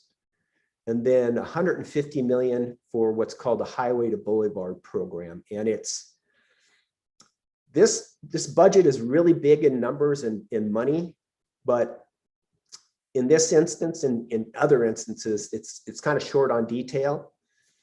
Oftentimes when the budget's released, it's released in concurrent with what are called budget change proposals, which sort of articulate how the administration envisions spending some of these dollars. And in a lot of these instances, the BCPs have not been attached to some of these funding programs quite yet. So a lot yet to be determined. Similarly, with the $768 million that's going to be allocated over 2 years for climate, we don't have a lot of detail.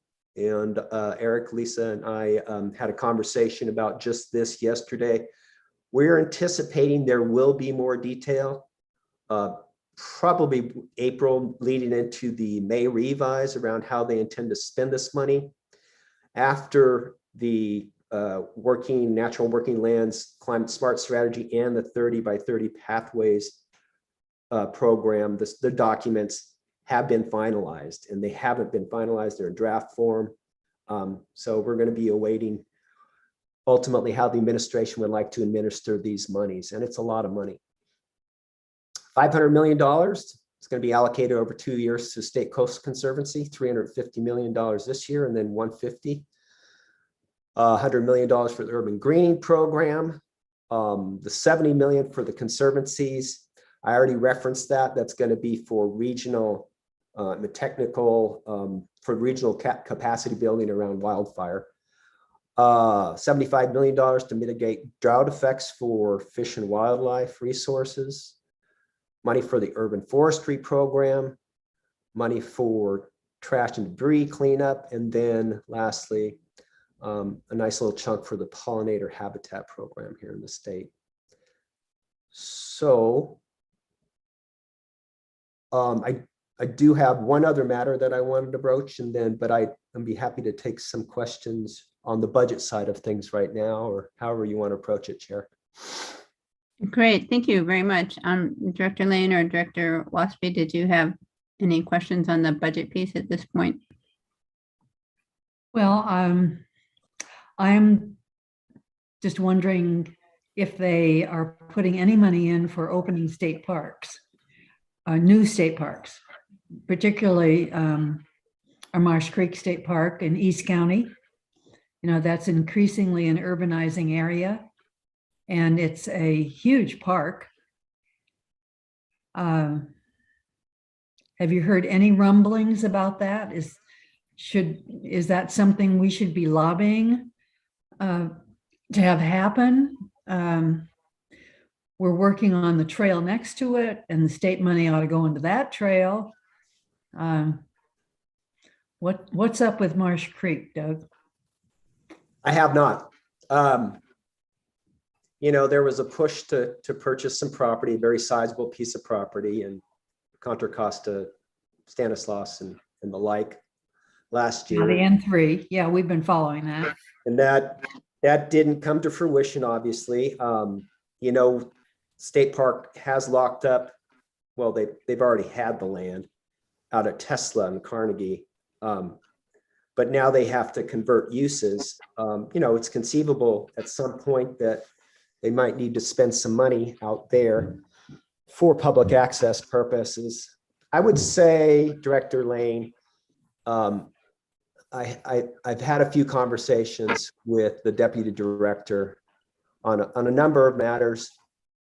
I'd referenced that last year in the budget, state parks received $154 million, I think it is, to promote equitable access to parks. And I think part and parcel of that topic will be to create new park opportunities.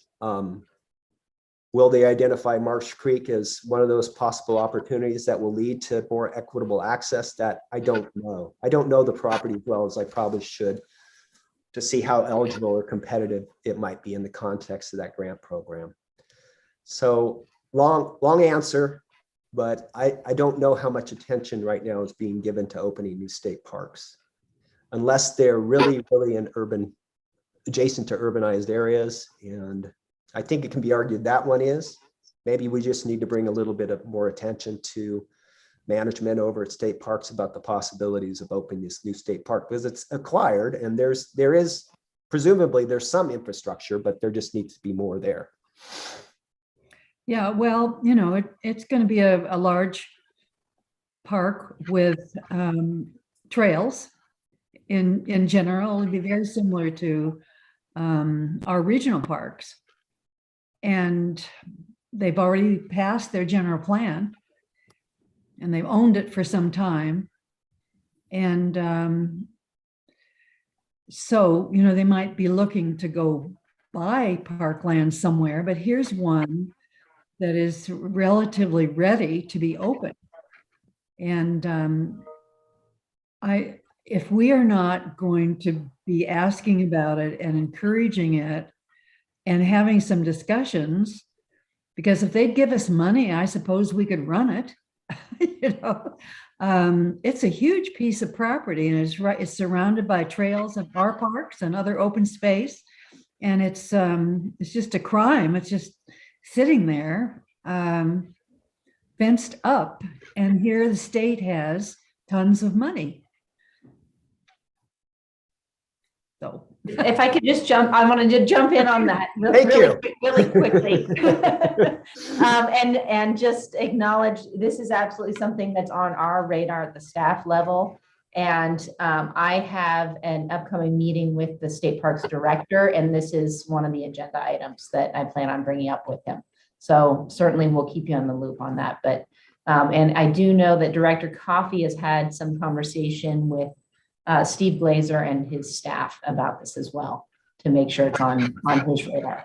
So we'll hopefully have some more information after my meeting. Excellent. Any other questions? I just had one more item I wanted to share. Sorry, at one point there was discussion about us, taking over that property for a regional park, and we encouraged the state park to have create a state park in East County, and supported it and did all kinds of things to do that. I don't know if you remember that, Doug, but what a disappointment that they've done the planning, and I don't think it would cost a mint to open it, but they would have to commit funds for operations, of course. So thank you. Very good. So the only other item that I wanted to share with you is something that I'm working on in sort of in a coalition fashion with other stakeholder groups and folks up in Sacramento, and that is to try to increase levels of funding for non-motorized natural surface trails in the state of California. So we have a substantial amount of money that is available on an annualized basis for active transportation. Active transportation is more about mobility corridors and projects for commuter and utilitarian purposes. When they created the active transportation program back in 2010, I was on Governor Brown's, I think he was called a working group, to create the active transportation program. And when they did that, they redirected a lot of money that would be otherwise available for recreation trails, natural surface trails, money from the rec trails program, money that was available through the environmental enhancement mitigation program, the bikeway program. That was all swept up into active transportation. So on an annual basis for natural surface trails, that's your internal trails within the park district and elsewhere, the state makes available roughly just less just under $2 million for a state with a budget that's almost $300 billion. And as we know, over the course of the last 18 months during the pandemic, we know how much our trails and our parks were loved to death. I want to sort of more than double down on those investments that we've made and continue to make on our natural surface and recreation trails here in the state. We had a program called the Trail and Greenways Program through Prop 68 that made $27 million available statewide for these purposes. There was a call for projects, obviously, and the demand was 11-fold, almost $330 million. So the need is there. You know, I want to continue to work the legislative and budgetary processes to make sure that not only do we, because of the surplus, receive a significant infusion of dollars for this program and for natural surface recreation trails, but a higher level of ongoing funding for these purposes, because again, the demand's not being met. And I think it's important for the recreation community and would obviously benefit the park district at the end of the day. So just wanted to share what I'm doing up there.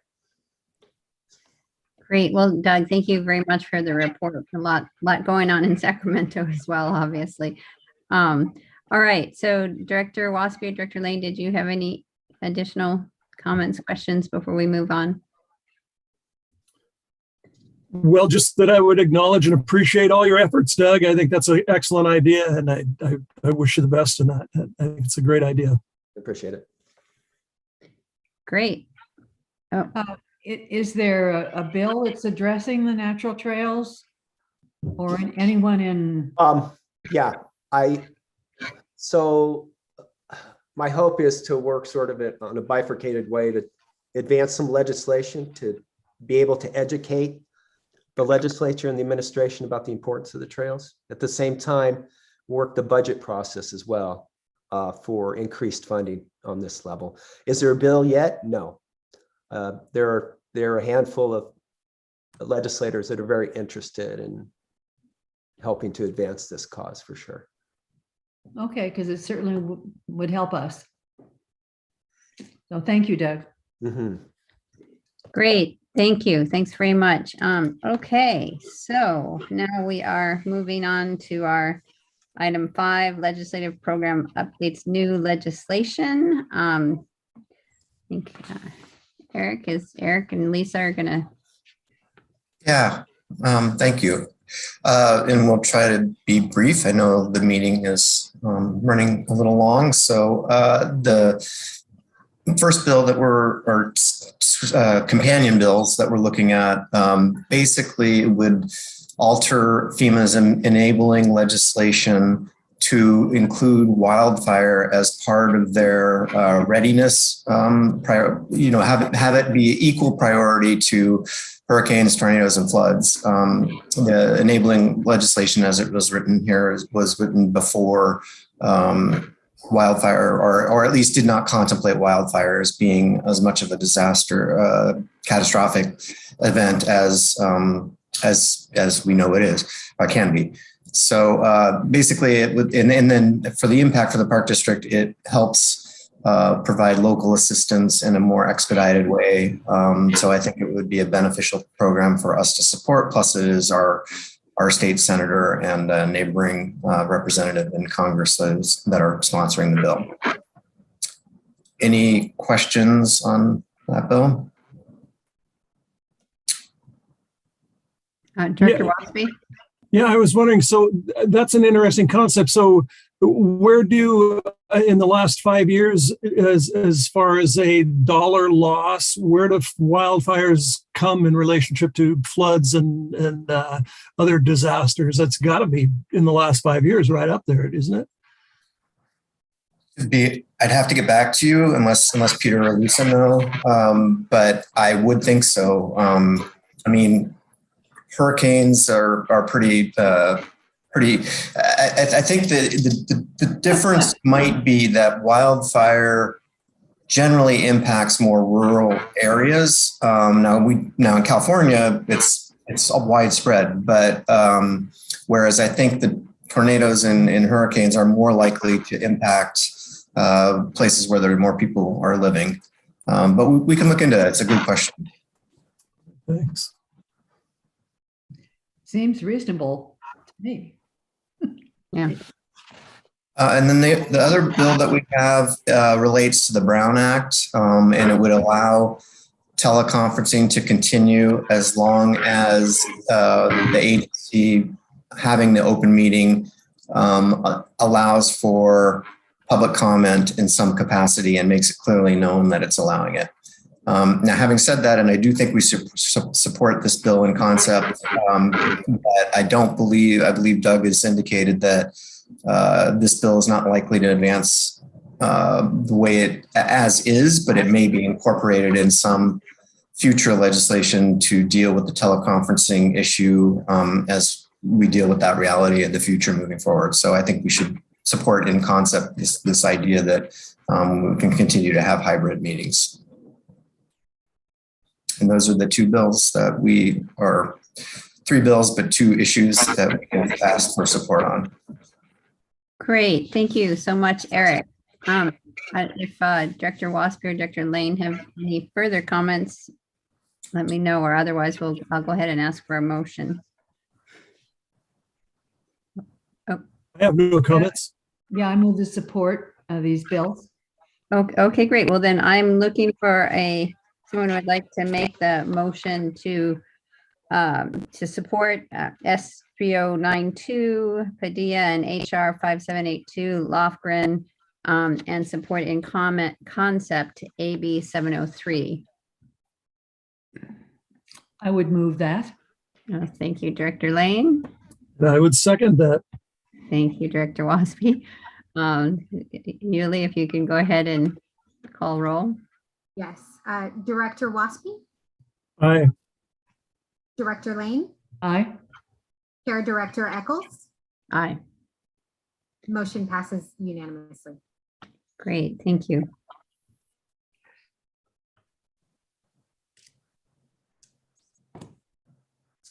Okay, so now we are,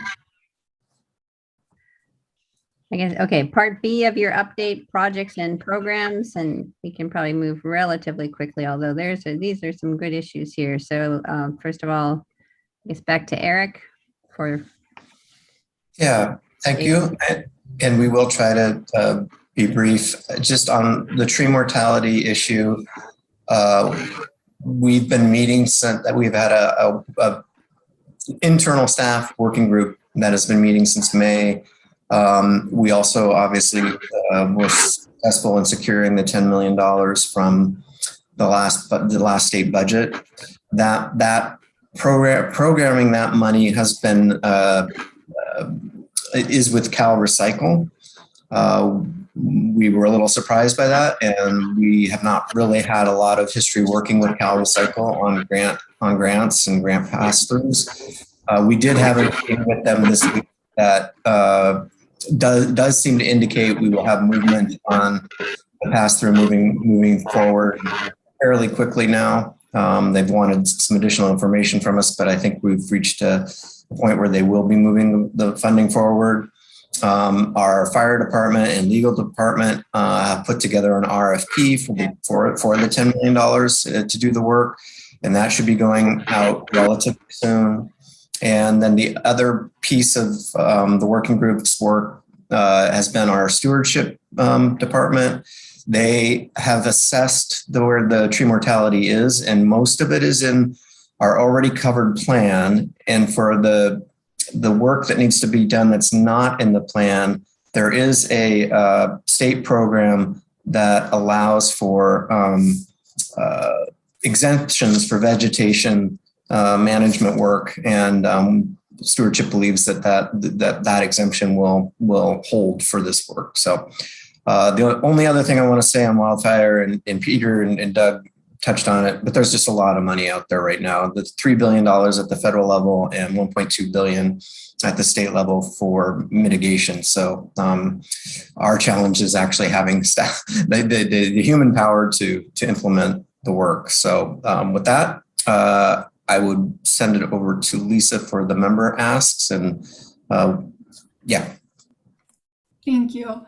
And so I'll just be real quick. We wanted to provide the legislative committee with an update of the member ask process and kind of what to expect going into our Sacramento Advocacy Days. So we've spoken now both at the legislative Sacramento Day briefing as well as earlier today about the asks specifically. But just to give you the logistics behind those asks, in the fall of 2021, Eric and I began project level discussions with internal team members who, if we were to be successful with these asks, would be the ones implementing them. So we met with our maintenance and skills trade, design and construction, planning, and just many others, and had wonderful conversations about projects that could be viable to move forward in this calendar year.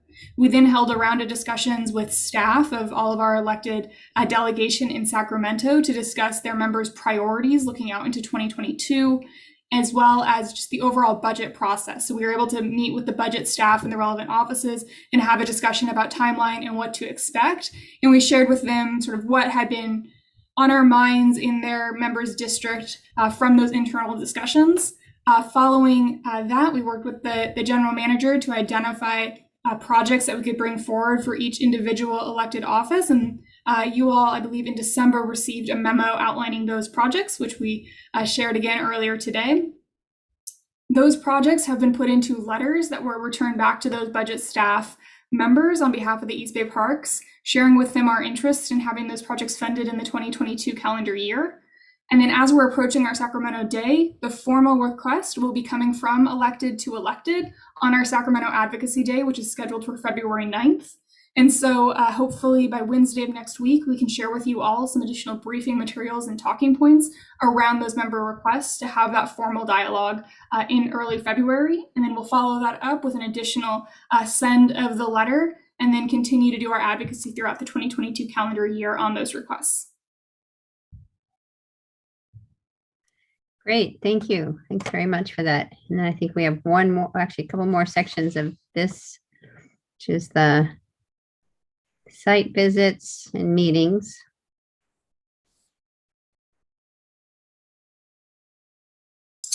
In this, I believe Lisa will take the site visit, and then I will briefly comment on the Representative Lee meeting. Absolutely, and I'm hoping our legislative assistant, Flora Chantos, will join me in giving an update. We were able to host Senator Padilla's staff out at Hayward Shoreline to have a discussion about the 9 jurisdictions. Thank you, Director Waspy, for joining us. And so, Flora, if you could add some additional detail, and then we'll hand it back to Eric for the Representative Lee meeting. Absolutely. The site visit took place on the 6th of January, week before last. It was an excellent chance for discussion and was our first in-person meeting with a member of Senator Alex Padilla's staff. His Bay Area representative, whose name is Zara Haji, visited Hayward Shoreline. We certainly want to thank our partners in the planning department and senior planner John Holder for the expertise that he brought to this discussion. It was a great starting point. And as mentioned before, securing the senator's support for federal funding and continuing to work on sea level rise in partnership with his office and combating climate change is a big goal for the Park District moving forward this year. And our hope for next steps is to follow up with virtual meetings and to continue in-person site visits with his office and with other elected officials as often as possible. With that, I will hand it to Eric for an overview. Oh, or Lisa. If I can add just one more. I had the honor of driving Zara back to the BART station, and points to her for taking public transit to the visit to a park. And on the drive, we had a great conversation. And I just wanted to share what an enthusiastic partner she herself has the potential to be. She expressed interest not only in learning more about the sea level rise issues and preparedness of the Park District, but also our wildfire management. And the Thurgood Marshall Regional Park, home of the Port Chicago 50 project out in Concord. So just really wanted to emphasize what an excellent partner she is and what a successful tour it was. And Senator Padilla is potentially very important in this effort. He sits on the committee that has jurisdiction over the Army Corps of Engineers. And because of the 9 different stakeholders and various patchwork of ownership at the Hayward shoreline, we've initiated conversations with the Army Corps to see if they could take this up as a holistic project and bring all the parties to the table and also some resources to the table. And then lastly, our conversation with Representative Lee, which I believe Director Eccles, you were a part of, was focused on the infrastructure package that Peter referenced earlier. There are 4 components in there that deal with wildfire and mitigation and equipment. And we were able to speak with her about that. We were able to let her know that it's important that special districts are eligible, because at that time that we had the phone call, the eligibility was still to be determined. We are in the process of a follow-up conversation with her staff. We've been exchanging dates, and we should be having that conversation relatively soon. And with that, I think those are 2 updates. Okay, well, I'm going to ask, thank you very much for the updates. A lot going on, really appreciate it. Director Waspy or Director Lane, if you have any comments or questions on either any of those updates, so either the tree mortality or the site visits and meetings, please feel free.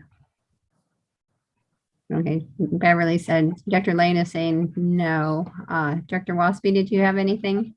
Well, just that I'm glad we're going forward with this. I think the tree mortality is, as I look out my window, I can see those old trees, dead trees up there, and I'm glad we're moving forward with this. And I know we need help, and it's a great, we're a great testing ground, and I think I think all the folks that come out here and look at it agree with us that we've got the natural resource that's dead, and we can try out all kinds of great methods of dealing with this, and as far as the meeting with legislators and their staff on site, I think it's a marvelous, great thing. And I was, Zara, these folks come out, they're wonderful. They seem to know about the Bay Area. She'd spent some time here, and I was incredibly pleased that she knew about parks and had been to parks and had hiked up Mission Peak and done things in the area. So I think there's nothing but pluses by doing this kind of stuff. And I'm very happy we're doing it. Yes, absolutely. And likewise, when we had the opportunity to meet with Senator Crawford and Natural Resources Secretary Crawford and Senator Skinner, it was really great to be out in the parks and to be able to have them really see the work and also the innovation and the leadership we're taking on new ways to deal with this issue of tree mortality. So that was very important. And it's certainly wonderful to have people who are avid users of the park. And Secretary Crowfoot knew the parks. He spent a lot of time, running and bicycling and everything else in our East Bay parks, and really knew them well, as does, of course, Senator Skinner. So that always makes a difference. And of course, Congresswoman Lee as well. She's out in our park. So it's, we've got really quite a very strong group of leaders that are interested in our park. So I feel very, very grateful for that. And the only other thing I'd say is that this is we have a lot of work to do. This is very ambitious. So Eric and Lisa, do you feel like you have the resources to get it all done? We'll let you know. Okay. All right. Well, good. I know that we have a lean and mean shop here, and really appreciate the work across departments to get it all done, to appreciate the work that, certainly our fire chief, our public safety, our acquisition, stewardship and development operations, everybody is all sort of rowing together towards the same goals. So it's very much appreciated. Okay, so I see other matters here. Did you all have anything on other matters? Or are we at? No, I think we're good. Okay, great. Thank you. Thank you. So I'm going to ask our clerk if we have any public comment today? We have no public comments today. Thank you so much. Okay, well, thank you. So that brings us to the articles and social media. I did just want to say on this point, I thought it was really fun to have the addition of the social media, and I understand Flora did a lot of work on that. So, thank you very much for that. It's good to see see what's out there and see the responses we're getting on social media as well as in the more mainstream press. So great work. Director Waspy or Director Lane, did you have anything that you wanted to say about item 7, the articles and social media? You were Only muted. that it's really very interesting to have to see those articles, and always read through them. So I appreciate your adding those. Great. Director Waspy, you were muted. I don't know. I'm sorry. Yes, I appreciate the articles also. They're very interesting. And thank you, Flora, for adding the social media comments. Great. Wonderful. Okay. So now we're at board comments. Final item on the agenda. Director Waspy, Director Lane, do either of you want to make any additional comments before we close? I think not. Have a great weekend, everybody. Okay. All right. Okay, very good. Well, thank you. This has been a great meeting and really a lot of good information, and very excited about this year's agenda. I got a lot to do, but I think we will get it done. So thank you. Thank you. So if there's anything further, oh, Deborah, were you saying goodbye or you want, okay. I was just saying You Friday. didn't have any public comments? There were no public comments. Yeah, no public comments. Okay, well, I think at this point we can adjourn the meeting. Thank you, everybody. I appreciate everyone's help and have a great weekend. All right. Take